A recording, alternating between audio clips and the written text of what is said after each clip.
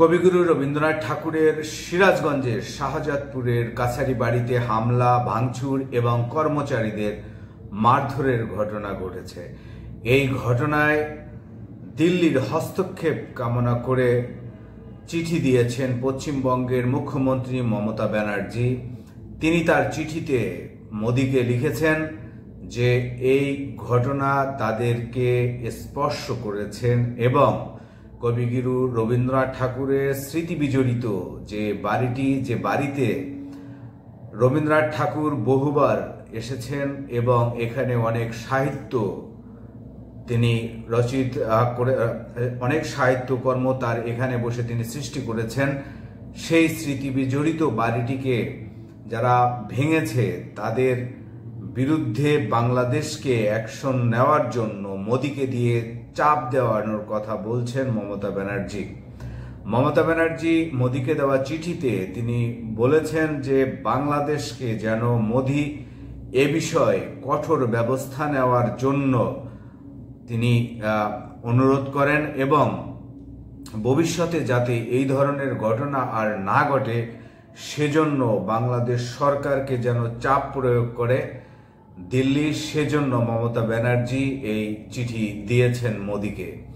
ইতিমধ্যে ভারতের পররাষ্ট্র মন্ত্রণালয়ের মুখপাত্র এই ঘটনায় তীব্র প্রতিক্রিয়া দেখিয়েছেন এবং তিনি আজ বৃহস্পতিবার এক সাপ্তাহিক ব্রিফিংয়ে বাংলাদেশ সরকারকে এ বিষয়ে দ্রুত ব্যবস্থা নেওয়ার জন্য অনুরোধ জানিয়েছেন এবং দোষীদেরকে গ্রেপ্তার করে আইনের আওতায় আনার জন্যও তিনি অনুরোধ জানিয়েছেন। তিনি সাংবাদিকদের বলেছেন যে বাংলাদেশের জনগণ এবং ভারতের জনগণ যেভাবে দুইটি দেশের মধ্যে সুসম্পর্ক চায় সেভাবেই তারা বাংলাদেশের প্রতি, বাংলাদেশের সরকারের প্রতি সেই ধরনের আচরণ তারা আশা করেন।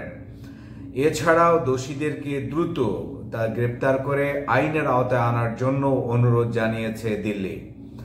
আপনারা জানেন যে গত 10ই জুন শাহজাদপুরে যে বঙ্গবন্ধুর যে কাছে শাহজাদপুরে রবীন্দ্রনাথ ঠাকুরের যে কাছারি বাড়িটি রয়েছে সেই বাড়িটিতে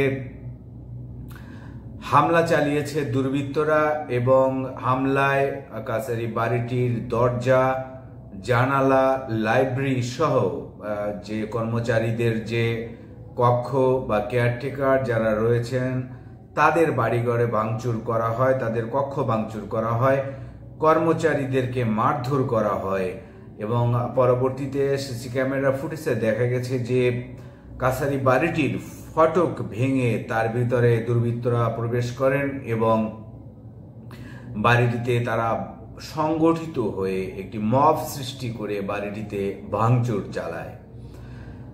গণমাধ্যমের সংবাদে দেখা গেছে যে গত 8ই জুন দুজন দর্শনার্থী যারা সেখানে গিয়েছিলেন তাদের গাড়ি পার্কিং এর কেন্দ্র করে ওখানে কর্মরত কর্মচারীদের সঙ্গে উত্তপ্ত বাক্য বিনিময় হয় এবং এ নিয়ে মূলত ঘটনার সূত্রপাত।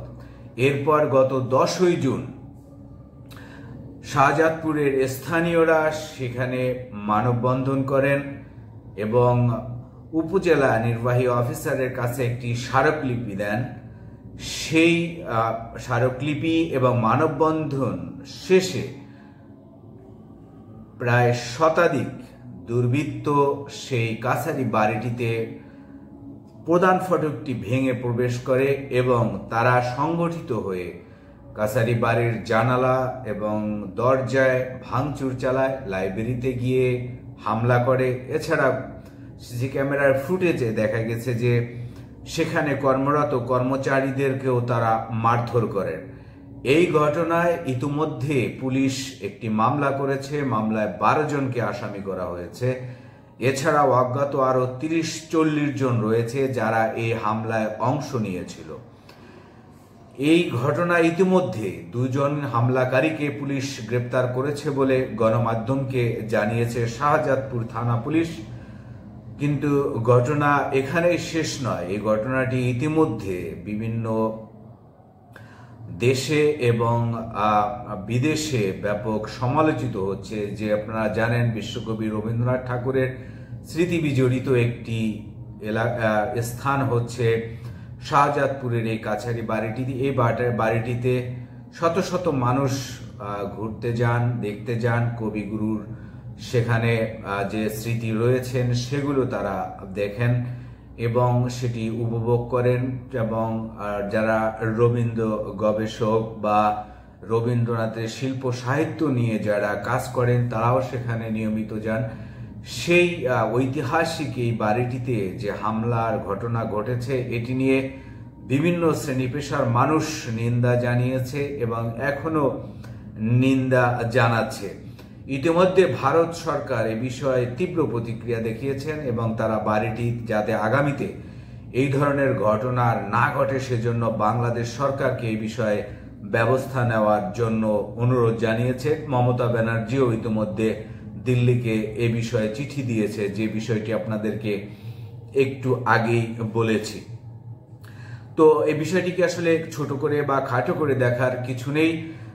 যে সব দুর্বৃত্ত বা যেসব অপরাধী যারা এই বাড়িটিতে হামলা চালিয়েছে তাদের অবিলম্বে গ্রেপ্তার করে আইনের আওতায় আনা উচিত। তাহলে বিষয়টি যারা এই ধরনের ঘটনা ঘটায় তাদের জন্য একটি শিক্ষা হবে এবং দোষীদের শাস্তি নিশ্চিত করা উচিত। ইতিমধ্যে গত বুধবার থেকে এই বাড়িটিতে সকল ধরনের দর্শনার্থী প্রবেশ বন্ধ করে দেওয়া হয়েছে এবং বাড়িটিতে এখনো সেই ভাঙাচুরো অবস্থায় রয়েছে। পুলিশ যারা দোষী ছিল তাদেরকে গ্রেপ্তারের জন্য অভিযান অব্যাহত রেখেছে বলে জানিয়েছে গণমাধ্যমকে। তো এই বিষয়টি অত্যন্ত স্পর্শকাতর এবং যথেষ্ট কঠোর হস্তে এই দুর্বৃত্ত বা যে অপরাধী বা সন্ত্রাসী যারা তাদের এই বিষয়ে আসলে পুলিশের ব্যবস্থা নেওয়া উচিত এবং তাদেরকে আইনের আওতায় এনে এই বিষয়ে একটি সুষ্ঠু এবং সুন্দর স্বচ্ছ তদন্তের মাধ্যমে দোষীদের বিচারের মুখোমুখি করা উচিত বলে মনে করছেন সংশ্লিষ্টরা এবং যারা রবীন্দ্রপ্রেমী রয়েছেন। এবং বাংলাদেশে এতে প্রচুর যে ধরনের আর কি সমালোচনার সম্মুখীন হচ্ছে সেটি বাংলাদেশের জন্য সুখকর নয়। দেশে বিদেশে বিষয়টি নিয়ে অত্যন্ত সমালোচনা হচ্ছে এবং এই ধরনের কার্যক্রমের নিন্দা জানাচ্ছে মানুষ।